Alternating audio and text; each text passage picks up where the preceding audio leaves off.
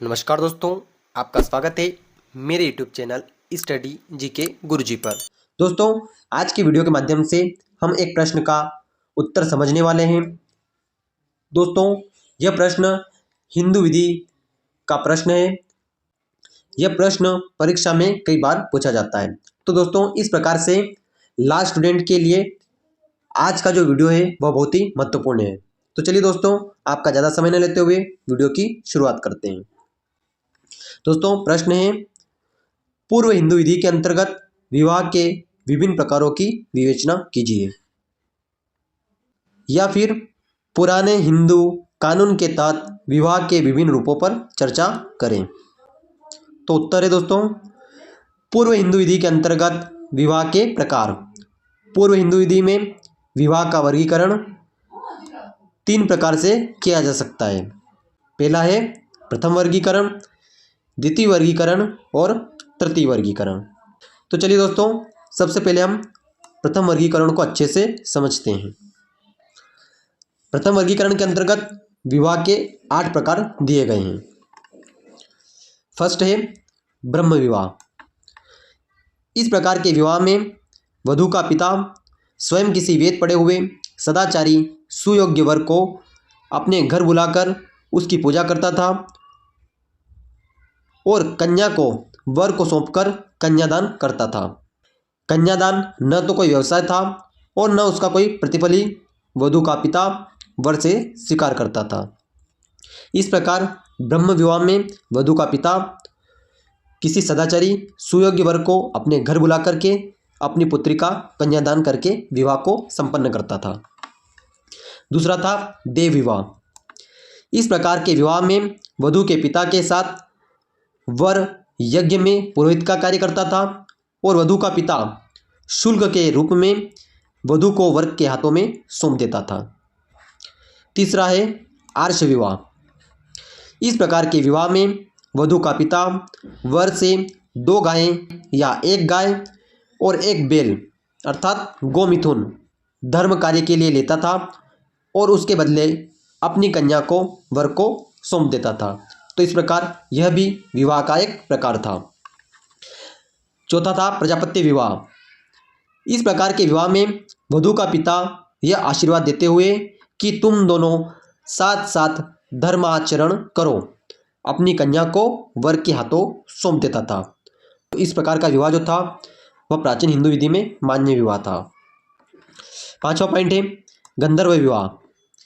किसी नवयुवक और सुंदर लड़की का ऐच्छिक मिलना जो वासना और ऐन्द्रिक झुकाव से उत्पन्न होता है, गंधर्व विवाह है। इस प्रकार के विवाह बिना किसी धार्मिक कृत्य के प्रेम विवाहों की तरह किए जाते थे।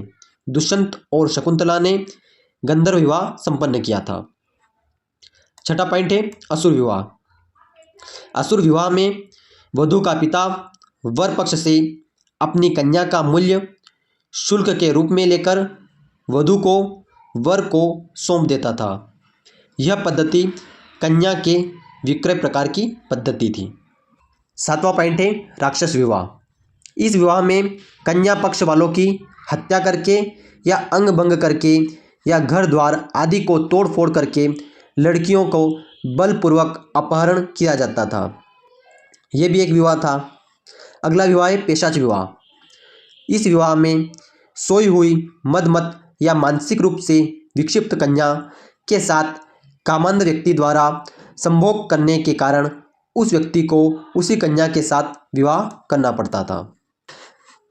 प्राचीन हिंदू विधि में जो 8 प्रकार के विवाह बताए गए हैं वे वास्तव में विवाह के ढंग नहीं थे, वरन वधू को लाने का एक ढंग था।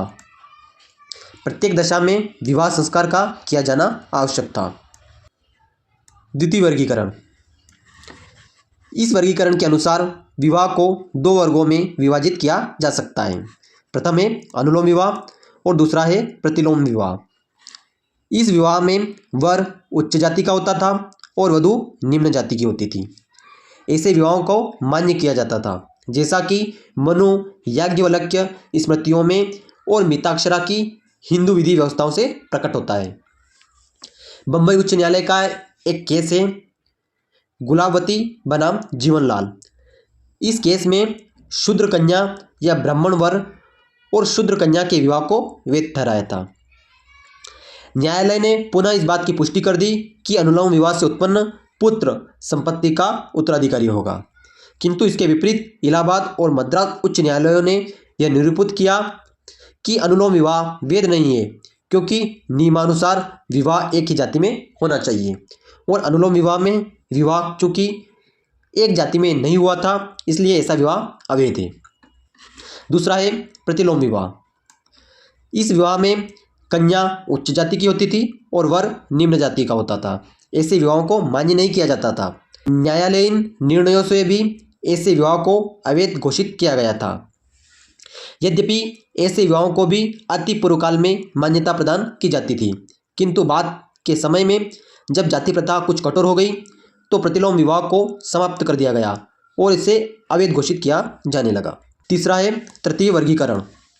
वर्तमान में हिंदू विवाह अधिनियम 1955, जब से दोस्तों यह अधिनियम लागू हुआ है, पुराने जो वर्गीकरण है उनको समाप्त कर दिया गया है और वर्तमान में विवाह को 3 भागों में विभाजित किया गया है। प्रथम मान्य विवाह, दूसरा शून्यकर्णी विवाह और तीसरा शून्य विवाह। तो दोस्तों तीनों को मैं शॉर्टली आपको समझा देता हूँ। सबसे पहला है मान्य विवाह। आपने वैध विवाह की जो आवश्यक शर्तें हैं वह पढ़ी होगी। हिंदू विवाह अधिनियम की धारा 5 में वैध हिंदू विवाह की आवश्यक शर्तों को बताया गया है। तो दोस्तों जो भी पक्ष ऐसी शर्तों को पूरा करता था और फिर विवाह करता था तो ऐसा विवाह मान्य विवाह माना जाता था।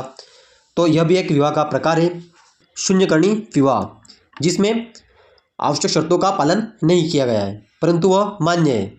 वह अमान्य कब होगा? दोस्तों शून्यकर्णी विवाह में बताया गया है जो शून्य तो नहीं है किंतु विवाह के किसी भी पक्षकार द्वारा शून्य घोषित कराया जा सकता है।